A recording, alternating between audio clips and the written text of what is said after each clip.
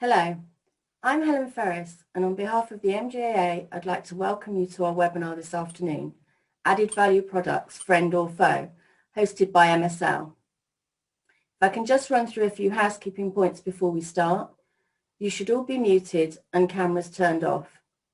This webinar is accredited for CPD points if relevant to your ongoing professional development program. The video will be available on our website and hosted by YouTube. Following the event, we'll email you for some valuable feedback. If you'd like to ask a question, please do so by going to the chat button at the bottom of your screen. This will be answered at the end of the session by way of a Q&A. Our speaker today is David Ross. David is an independent NED at MSL Legal Expenses and at Specialist Insurer Financial and Legal Insurance, a part of the Drive Further collective. Throughout his career, David has vast experience with added value products, from being managing director of a specialist added value product provider, KeyCare, for 13 years, to working with businesses to help them enhance their own approach to added value products and services. Added value products face considerable uncertainty as the FCA takes greater interest in their role within the insurance market. Today, David will give you an insight into the current regulatory position and outline strategies for the ongoing use of these products. So without any further ado, I'll hand you over to David for today's presentation. Thank you, Helen. Good afternoon, everybody. Nice to virtually meet you all. As Helen's explained, my background, 39 years now in general insurance, and for the last 21, 22, my experience has been dealing with large affinity schemes, both in the personal line space and in the added value product space as well. It's a big subject this today. There's quite a lot to get through. So what I'm intending to cover is some of the market history and background to these products, why they're important, have a look at some areas where it has all gone wrong in the past, and we'll just touch on some case studies in relation to those. The regulatory perspective, very much in the regulator's line of sight and has been for quite some time now. But I do want to talk a little bit about how it can be used as a force for good, how it can all go right, and some strategies to adapt. As a result of that, the learning objectives that you will hopefully achieve today. One is to understand the evolution of the added value market, the products that are covered by this market, understand the regulatory position and why the regulator is taking that position, case studies, as I mentioned before, and strategies for use and application of AVPs, which I hope you'll be able to take away into your respective businesses. However, I am going to start in a shoe shop. About a year or so ago, I decided to treat myself to a pair of shoes, and I decided to spend a little bit more money than I normally would on that pair of shoes. Let's say £150. Delighted with the purchase, delighted with the whole experience in the shop.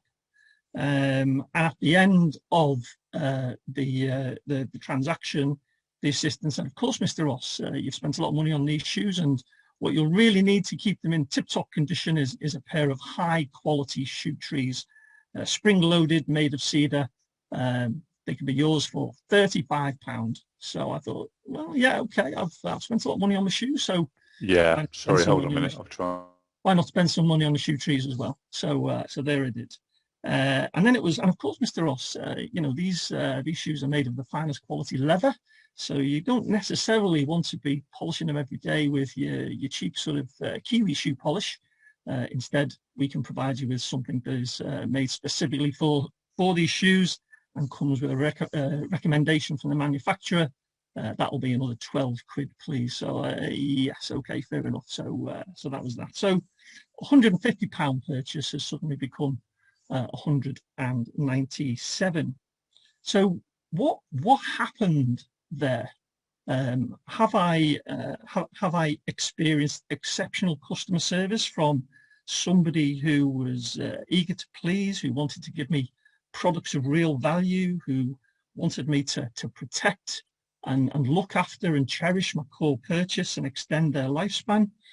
Or have I just been the object of a target-driven salesman, perhaps worried about his own continued employment if he doesn't meet his quota of sales, or perhaps even driven by a more basic desire just to earn that week's particular bonus?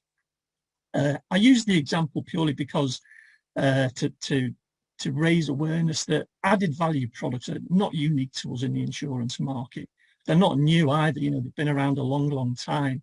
The big difference for us, of course, is that we have to operate all of our distribution and everything around those products in a highly regulated environment, while the chap in the shoe shop and many other similar types of outlets does not have to. What is an add-on? If I was to sit here and try to list everything that is covered within this particular heading, we'd be here all day. The range is vast, and I'm not going to insult your intelligence by attempting to say what would be included within there. I'm sure you already know, have a very good grasp. But there is an official definition provided by the regulator, which I've just put up there. For me, the key phrase here, that they are insurance products purchased in connection with the primary product, and customers can be defaulted into the purchase without their knowledge. And of course, historically, that was the case, and that's a particular practice that now no longer exists. Why are they important? Well, they're worth about £1 billion to the insurance market. They do fulfil customer needs on a very wide range of requirements. They can be used to support the price of a core product. The income and margins from them are very important in terms of business success. Very often they are operated as a result of specialist knowledge and service, and that allows other businesses that use them to concentrate on their own core products and services and do what they do best. There is a but, and the but is that it's estimated that consumers overspend by around £200 million on these particular types of products. However, as you may have gathered already, I am an advocate for these products. Not quite evangelical, but nevertheless a big fan and a very, very big supporter. And I think that there is a case for the defence of these products. They can be very, very significant when they have to be used. If anybody's ever lost their keys, for example, if anyone's ever been in an accident where they've had to take a legal route, for example, if anyone has lost their job and been made redundant, for example, even the much maligned income protection PPI products have helped people out of a very desperate situation. And our previous experience of this, I was made redundant from Guardian Insurance about 22 years ago, and at the time I had an income protection policy that paid me a monthly benefit for 6 months, and that was important to me and my family during that period. As a market, we are responsive to ever-changing customers' demands and needs. I think that we are very innovative. So when we do see an opportunity, we're able to respond well to that. And in recent times, gadget insurance, mobile phone insurance would be examples of that, which isn't to say that the way those products are constructed, marketed and priced is right. But I do think that the sentiment around filling a customer need, the market need, is correct. And occasionally political will. I go back to PPI here, that despite all of the controversy around that product, I think people do forget that it was back in the 1980s when these products really started to gain popularity. It was largely as a result of political pressure on insurance businesses to provide a solution to customers that were increasingly extending themselves with mortgages and with loans, and with the danger of rising unemployment. That the government wanted to make sure that there was a solution in place from the insurance sector that would protect people against those risks, and we responded to that. There is positive data around about these products. Quite often the data points to adverse experiences, but we'll see as we go through some of the positive stuff. And of course, media bias. It's for me quite often what we do as a business, and this extends beyond added value products. It reminds me a little bit of commentating on a great sporting event, and some of the great sports commentators we've had down the years. Very few people remember the years and years and years of continuous and memorable commentary. Instead, they just remember the odd wicket, such as if you're watching in black and white, Everton are playing in blue, and things of that nature. It's the bad news stories that get highlighted. And I do think that we've perhaps done ourselves a disservice by referring to these products as add-ons. It does give the impression of some sort of underhand or behaviour or something that you'd expect from a SPIV. It's not a term I like or I would promote. I might have to use it in this presentation for context purposes, but for me, these are added value products, because when they are used properly, that is what they do. They add value. And quite often, it's the products that come in for attention, but my own mantra is it's not just the product. More often than not, it's the process. And again, using PPI as a little bit of an example, not well reported, but the usage stats on PPI products were pretty reasonable actually, and anybody that did have to use them will have found them as an invaluable safety net really for the position that they found themselves in. It's the process that was the problem, the process of product design, particularly the process of distribution and pricing. The products themselves, when you read them, are actually pretty well put together, and that is true of nearly all of these added value products. Process needs to be absolutely spot on. For MGAs specifically, I guess that the very large majority of people who are listening to this talk are MGAs. I think MGAs by definition are entrepreneurial and innovative. There will be a proportion that go down the specialist and niche route. And as such, I think that MGAs are a very convenient place and a correct place for added value products, both in terms of distribution and things that can make you different, but also in terms of capacity provision as well, and providing underwriting services. MGAs, I think, do play an important role in the value chain for these products, and for those businesses that do provide these products, MGAs are seen as a very desirable market sector. So I'm sure you'll have no shortage of shooters for looking for distribution.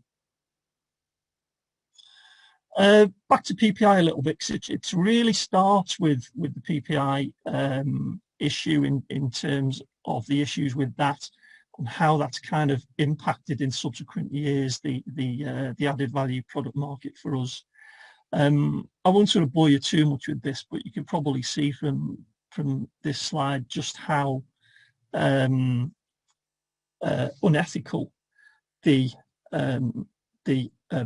level of premium for PPI was set at in certain cases. And of course, we are talking about not just price here, but process, as I said before. instances of sort of over 40 to 56% of PPI premium as a proportion of the loan amount. And in fact, on that secured loan, £25,000, where the PPI premium was over £12,000, it was subsequently uncovered that had that customer bought that product as a standalone product, they would have only had to pay around £1,900. So no wonder really that PPI and all its issues has given birth to wider regulatory concern on added value products generally. One thing I would say on this, of course, is that although they were our products and we were responsible for distribution, and we can't absolve ourselves of blame naturally, we mustn't lose sight of the fact that it was predominantly banks and finance houses, of course, that were responsible for the ultimate customer transactions. And added value products can also be used and have also been used to support business models, particularly for direct writers. Not necessarily so much the case now as the regulatory landscape has changed. But I did think this was quite interesting. I mean, this data is about 3 or 4 years old now, but you can see there that there were some direct writers really using added value products to support the price of their core product, or even a loss on the core product, to the extent that the percentage of earnings from these AVPs was quite substantial, a third in one case, and instalment income as well, which it could be argued is also an added value product, was seen as something that was quite lucrative and could be slipped into a process that has since been described as undesirable.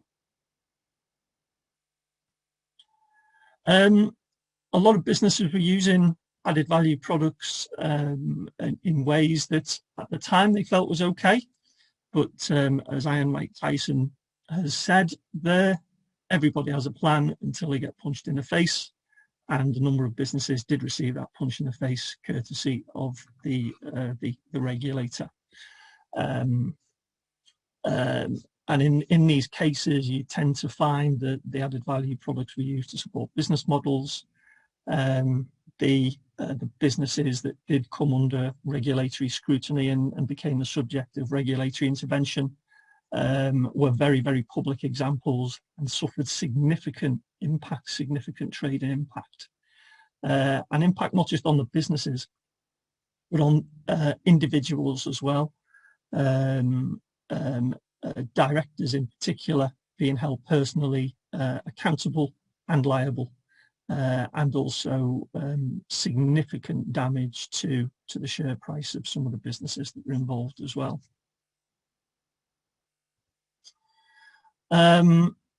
I've just thrown 3 names up there. One is CPP, or Card Protection Plan, a business that some of you might know, based in York.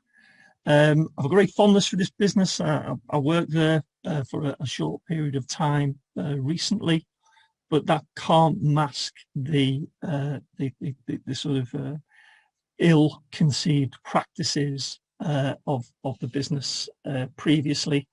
Their business model was to sell card protection and identity theft on the back of credit card provision.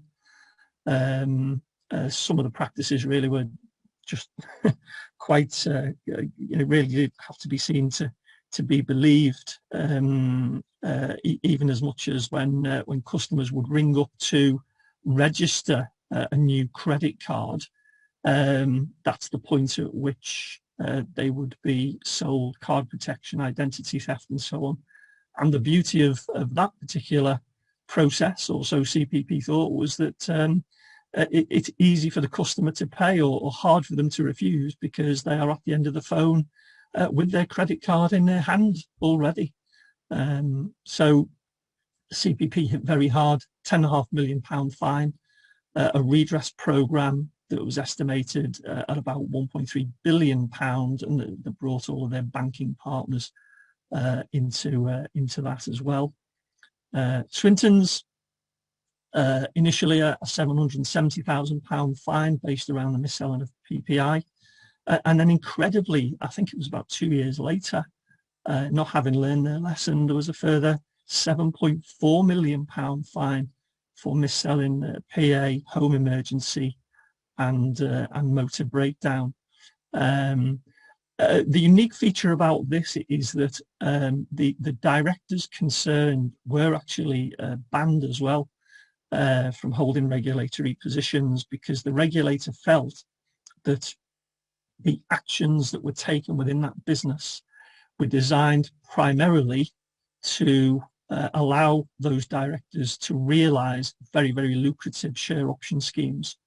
So in other words, the behaviours were being driven by a completely inappropriate incentive and not being driven by what was in the customer's best interests.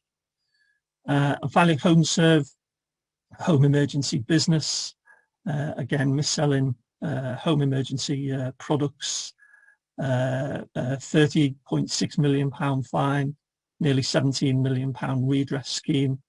What I'm delighted to say for all these three businesses is that they are still here and trading, which I think is a testament to how they all responded and to their resilience as well. But of course, not without victims along the way, apart from customers. There was serious job losses of these businesses, and at CPP and HomeServe in particular, the share price absolutely tanked, and I do know that they probably teetered on the brink at various stages of actually going under. So what has the FCA done? A little bit of a glance over our shoulders in terms of what they have done. They've conducted the market study into the added value product sector. They looked at PA, home emergency, prompted probably by the events at Swinton's, and HomeServe, gadget, travel, Gap. And in doing so, they looked at product literature, pricing, sales processes, profitability, claims performance, and they also considered practices when comparing standalone versus add-on sales as well. The issues and outcomes from that, well, as a sector, gave us all something of a headache, but very, very difficult to argue with the common sense and ethics of their findings. They produced a definition that I showed earlier on. Breaking point of sale advantage, which was particularly significant for the Gap market, where it was felt that motor traders, vehicle dealers, etc., were taking advantage of the circumstances of the vehicle sale. Banning pre-ticked boxes, which had made these products particularly profitable. You had to tick the box, or the customer had to tick the box to opt out rather than opt in. The presentation of information linked to improving the way that products like this are offered via the price comparison websites as well. So a fairer customer journey. And also, crucially, measurement of value. The measurement of value piece covers claims frequencies, claims acceptance rates, average claims payouts. First published January 2017. I think the latest data was published, I think it was September last year. So it is refreshed quite regularly. Looks at household, home emergency, PA, and key protection. Interestingly, the regulator does raise a regular concern that PA and key cover in particular may not be of great value. That is just an opinion at the moment. I happen to to take issue with that, particularly on key protection. And you might be surprised to see household in there, but they've included that, I think, by way of a little bit of a check and a balance.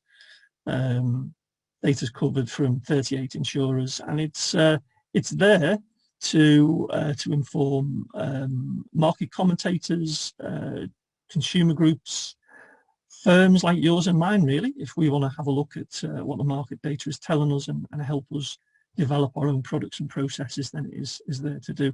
Worth a look if you get a spare 5 to 10 minutes. Very easy to find on the FCA website. They also set out best practice for price disclosure. I've simplified this somewhat, but initially it's at the first phase at the question set for the core product. Add-ons could be offered at quotation stage, particularly for the more common add-ons. Produce the quote for the customer, so the customer knows exactly what price they're paying, including those ancillary products, rather than getting a price that they think is competitive and then subsequently having other products lumped on.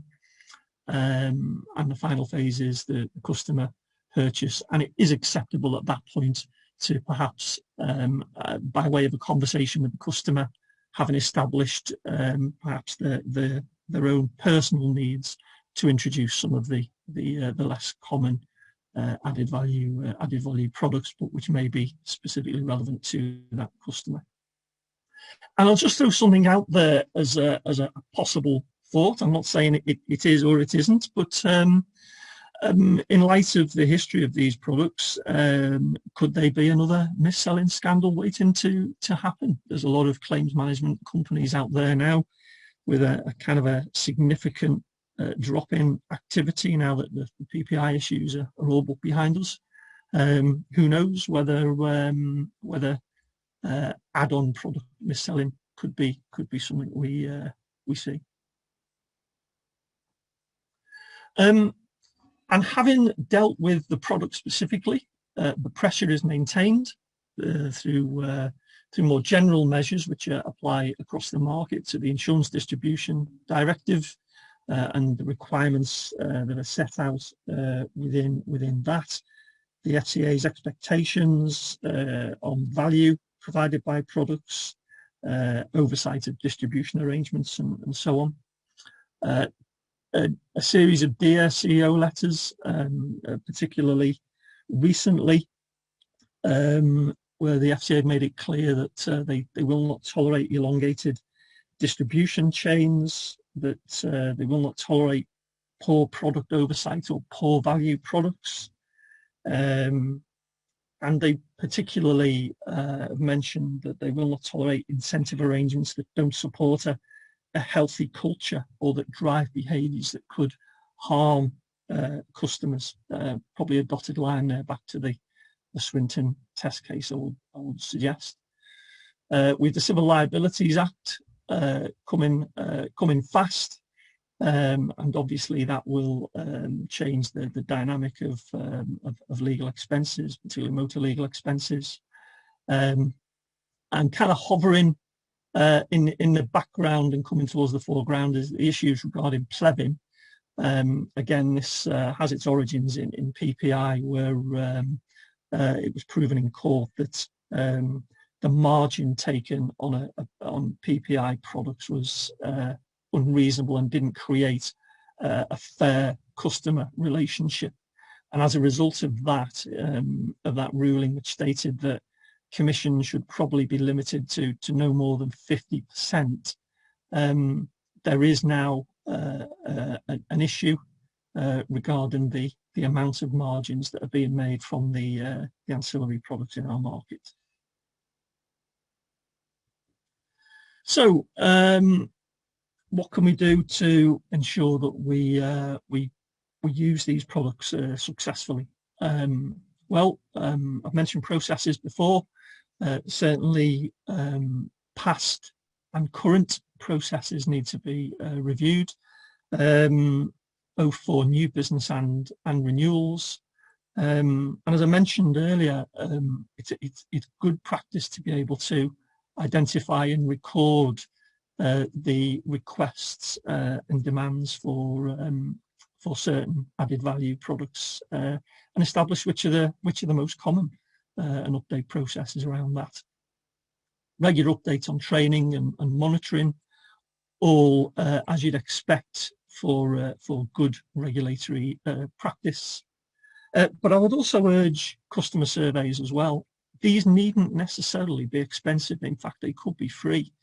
Certainly the best way to get an independent result is to conduct some external research, to commission some. That can be very, very insightful. And I have worked with businesses that have done this. Absolute gold dust in terms of not just regulatory evidence that you are going out of your way to find out what your customers think about your products, but in terms of feedback for revising, enhancing, improving your products.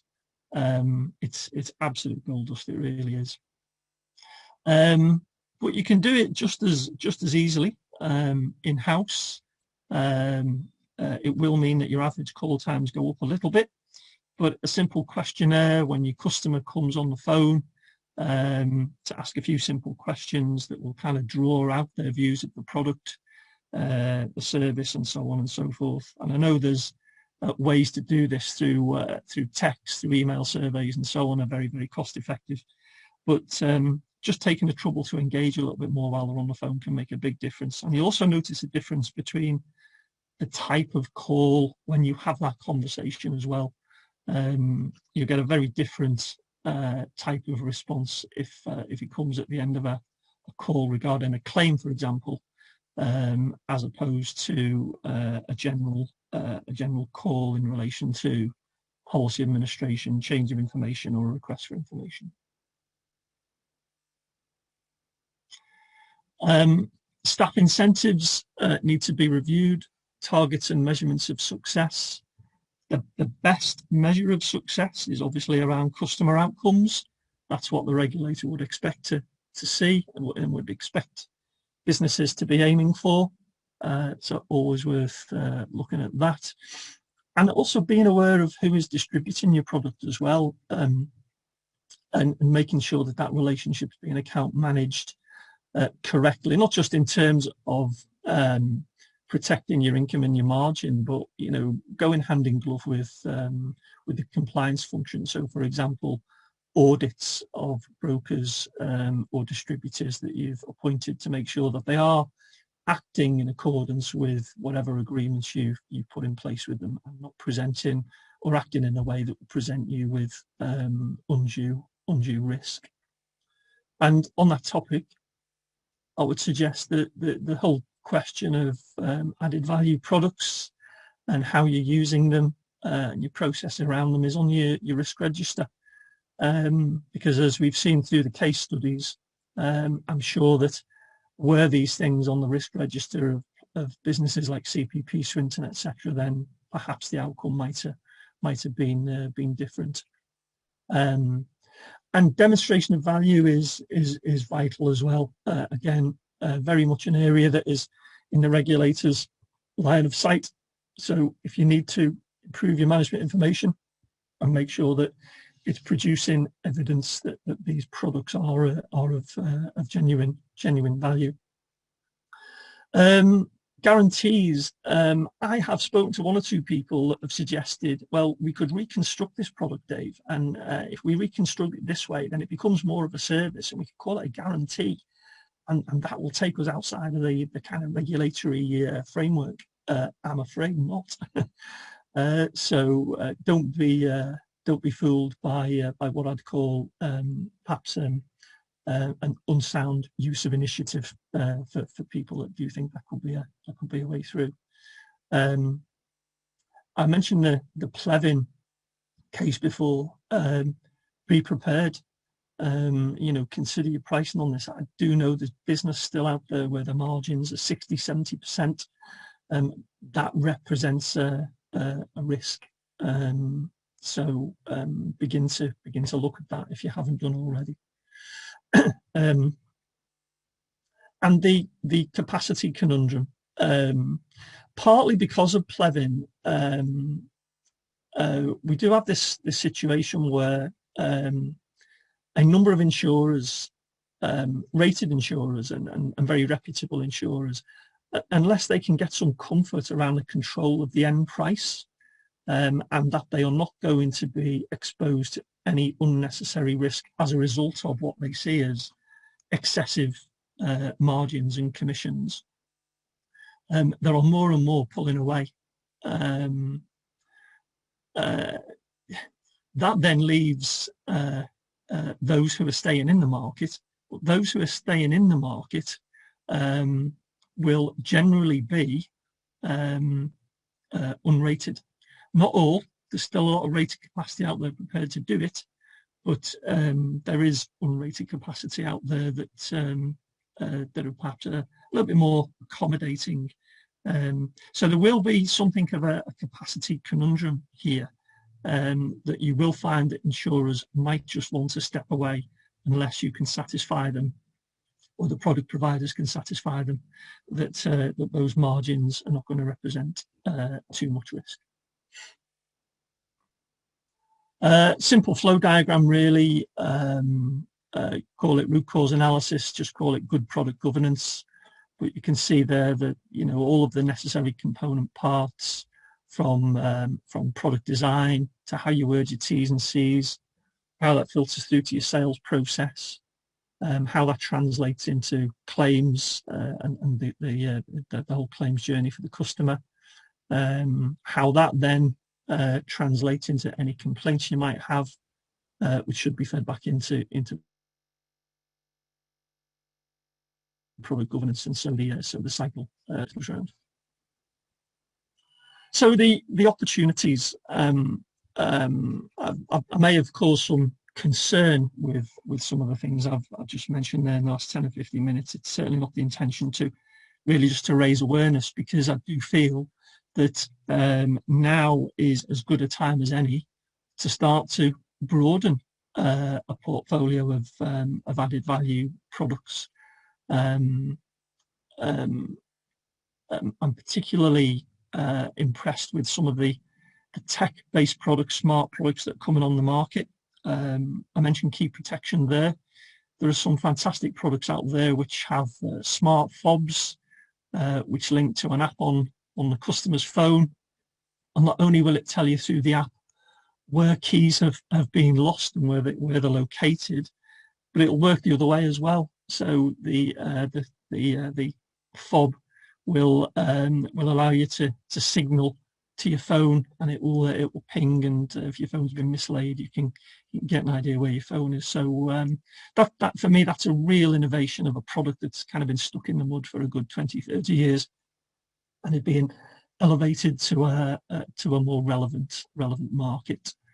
Membership benefits, reward schemes, again, becoming more and more popular, and again, these things are quite easily accessible now and affordable. It needn't necessarily be the province of Compare the Market or people with deep pockets. There are providers out there that will tailor them to a much more modest audience. Airport parking and lounges is always popular. Things that are well used, high usage rates, very popular with consumers. Try before you buy is quite legitimate. You know, if you want to, these products don't cost much on a wholesale basis, so think about embedding them into your core product, or at least giving customers a taste, if you like, for a limited period of time before they decide for themselves whether they want to buy it or not. And on the tech theme, there's some really great products out there in relation to things like electronic document management, and that might sound as though it's more of a commercial offering. It's there for individuals as well.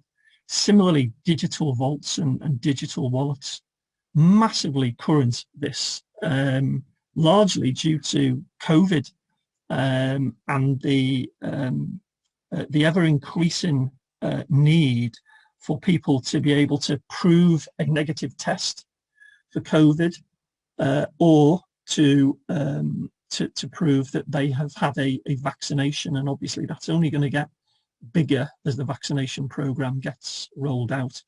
Already, I know some product providers who are in conversation with large scale travel providers and airlines that will be looking for evidence like this before you can step on a plane. The inconveniences represented by carrying it around in a bit of paper are actually quite substantial, as opposed to just storing something very conveniently on your phone. And the beauty of this as well is that it can be used to store other documents as well, such as passports and travel documents and so on. Really, really good products, very innovative, absolutely cheap as anything, pennies. Very impressed with them. And I put there, ask Gen Z. I learned so much off my 13-year-old son about how he wants products to work. And if I take you back to smart products and key protection at the top of the page there, those ideas were born out of speaking to a student group, actually. When we said, what do you want from a good key protection product? They said, well, we want something that operates like Uber. We want an app on our phone. If we've got a key related issue, we've lost our keys on a night out, or we've had them stolen, we want to be able to go into an app, press a button, and go through a simplified process that means that a locksmith will appear and help us out of our predicament. So much to be gained by asking them, and student groups, etc., all too willing to participate. And market the good news stories, not just about the claim settled on the household and the motor or the main commercial policies. There's some great data and great news stories to be had around these products as well.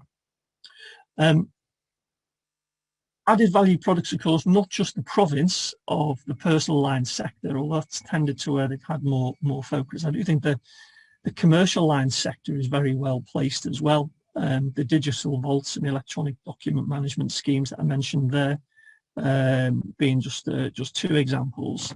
But obviously within the commercial line space, there has always been really strong offerings, I think, in terms of health and safety services, risk management, helping with disaster recovery and business continuity.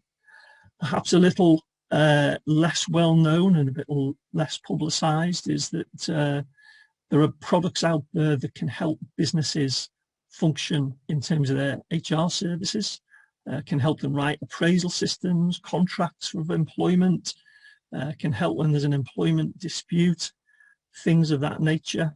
It's a great opportunity for MGAs and brokers to engage with businesses like that. They usually have commercial legal expenses wrapped in.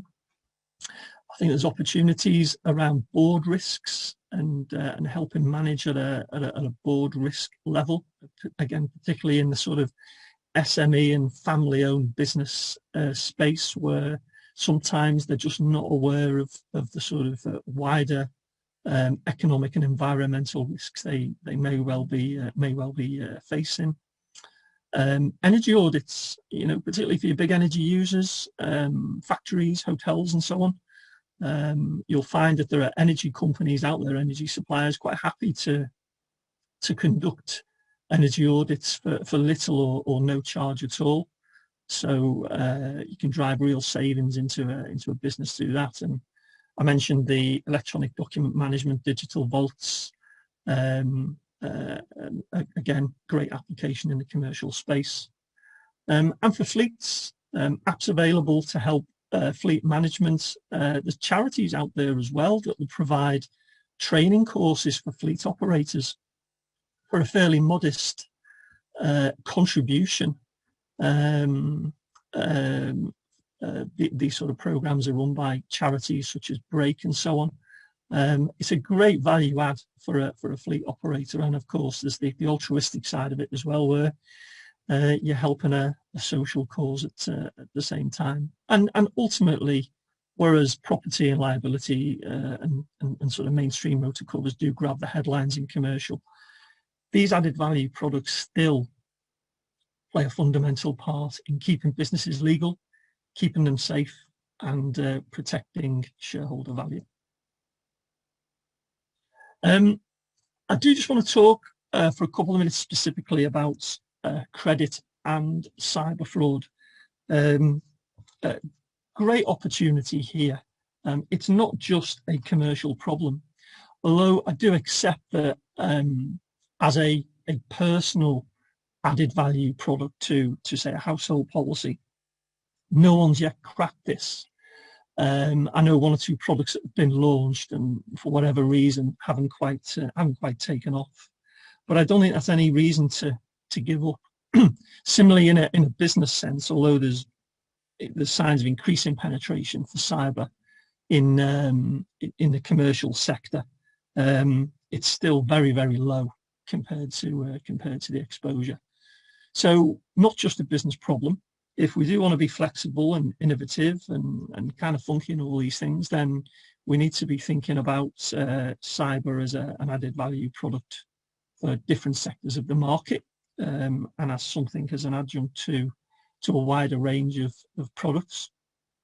And the information I've got here on this slide is very recent. In fact, it was in a news article just 2 days ago, whereby the problem has been described as being epidemic levels in the UK, with an estimated £190 billion a year, 3.7 million reported incidents last year by members of the public.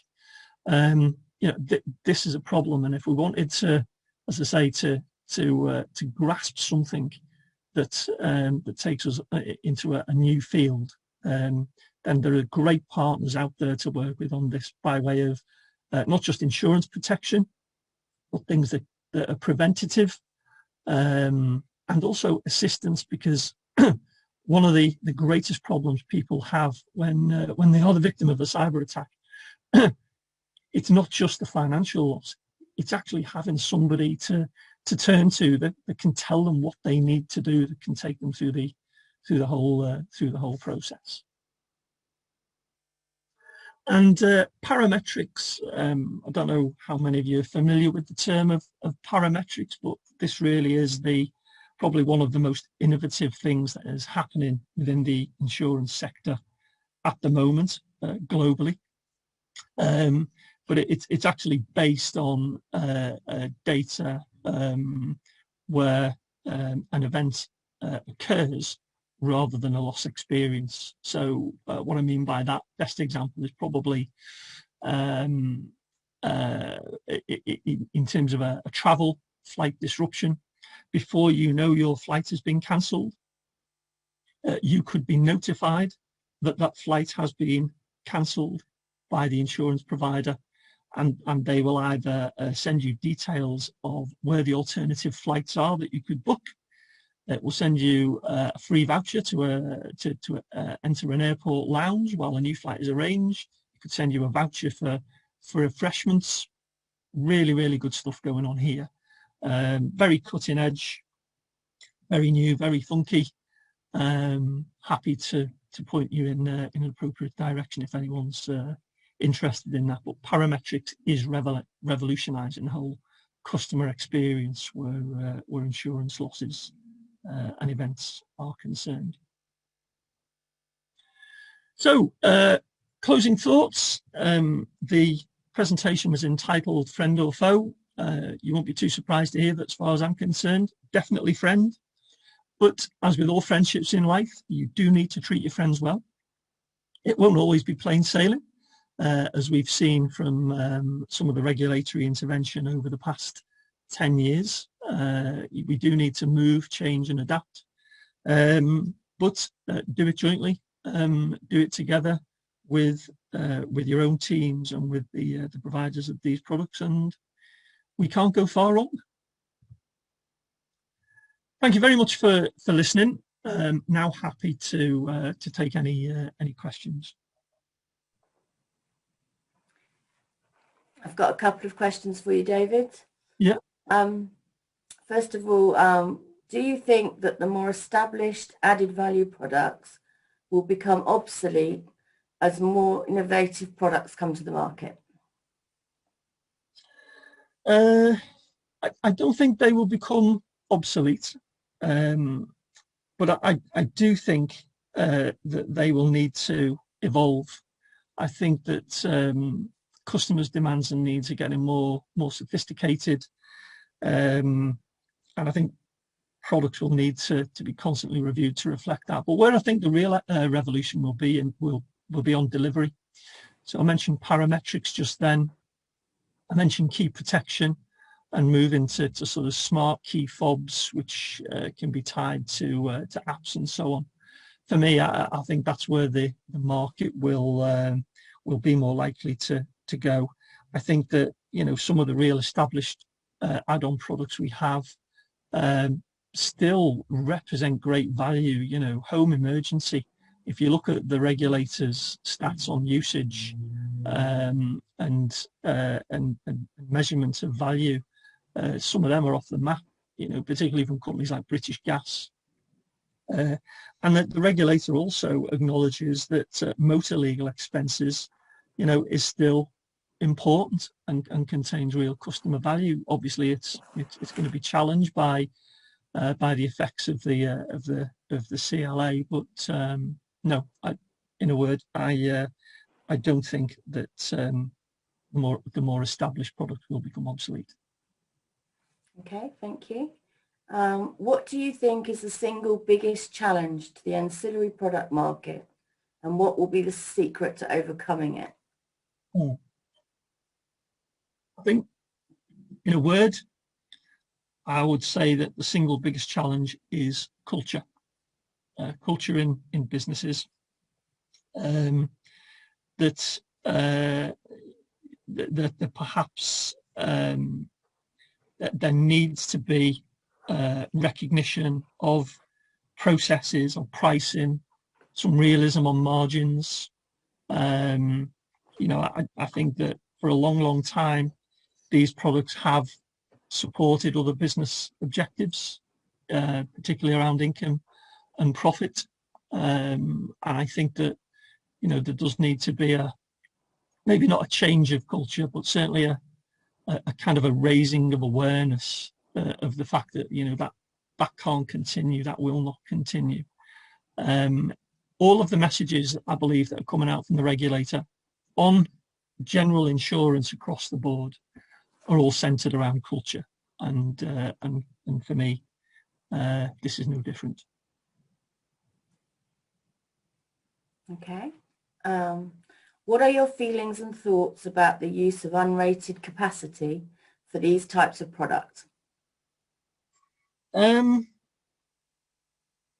Well, as I said during my presentation, I think, you know, that there maybe is a tendency for some of the bigger names to pull away from products like this, unless they're confident they can control the end price, which isn't always practical or desirable.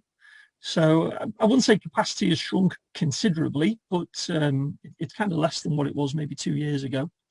And I think that there's less risk in using unrated capacity for products like this compared to unrated capacity for sort of more mainstream products such as motor, household, or commercial classes.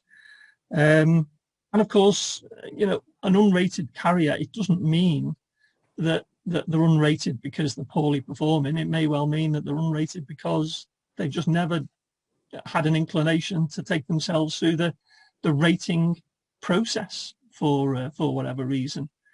I think it'd be very, very interesting to see how people that want these products, how brokers in particular that want these products react, because the bigger ones who have security committees, for example, may well find themselves that, you know, if they want a product to continue, then perhaps the best or only suppliers of them are through unrated carriers. I can see that happening.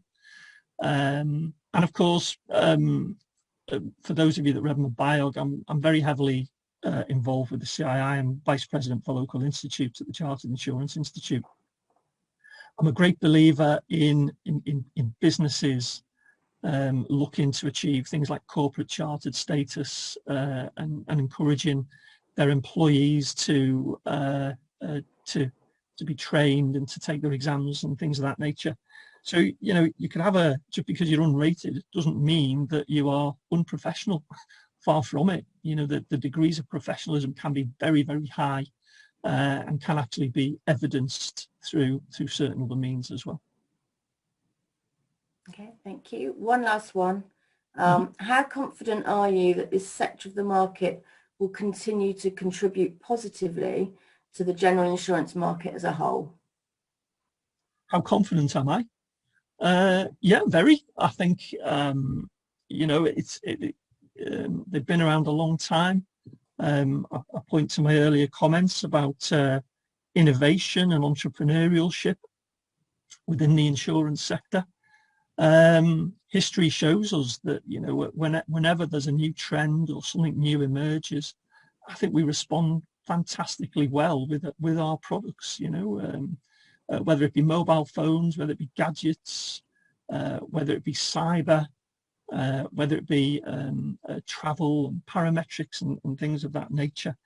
You know, provided we can create these products and build them correctly, and we do so from a position of strength and understanding what the customer wants and needs, and we get our processes right, yeah, I think the need will always be there, and it will always evolve and develop as well.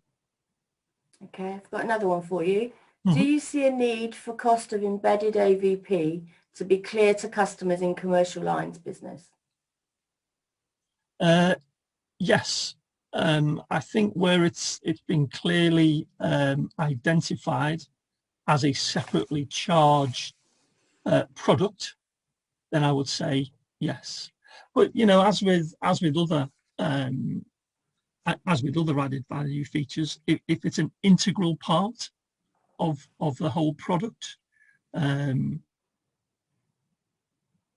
no.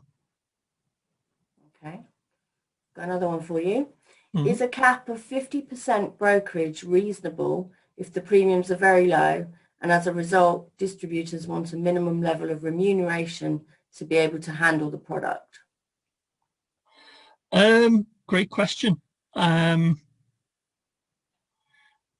Do you know, I think it really does depend on the amount of work that the distributor is putting in to bringing that product to a consumer. Whoever's asked the question, I know exactly where they're coming from. These products are very low cost as a rule, and they're low cost for a reason. They're low cost because somebody has created it, and they don't have that sort of that burden, if you like, of a distribution cost. So if, for example, you have a product, let's say it costs £5, broker wants to sell it for, say, 20, you've got a 75% margin there. But in real terms, it's £15. So is £15 reasonable in terms of the work that is needed to get that to market, to manage it, for the cost of transferring data, for example, to the ultimate product provider? Perhaps not. I think the key to it really is being able to prove beyond all reason that the margin is justified within those costs. Okay, thank you. I'm just going to squeeze one last one in. Yeah. We've had a question. Can you ask David whether the Plevin commission focus makes sense when many added value products only cost modest premium? I think it's probably back to the answer I just gave on the last question, really. It may make sense in the context of the Plevin ruling, specifically in PPI, but in the context of this market, I think it really all depends on the justification for for an increased cost. One thing I think we can't run away from, though, is the sort of shadow of plebin looming. So I think my advice would be, if people are going to look to charge products out for margins in excess of 50%, then be very, very clear about your justification for doing so. And when I say be clear, you know, put the numbers to it. Be very, very specific about how those costs are attributed and how much margin specifically you're taking out of it. That's great. Thank you, David. You're very welcome. Just want to say a big thank you to you, David, and MSL for this excellent presentation today, and to everyone for joining us. And that's us done. Yeah. If there are any other questions that come as a result of the presentation, I'm more than happy to field them if they either come from yourselves, Helen, or directly to me. So, you know, people want to reach out and talk, ask further questions, then I'm more than happy to deal with them. Okay. That's great. Thanks. Okay.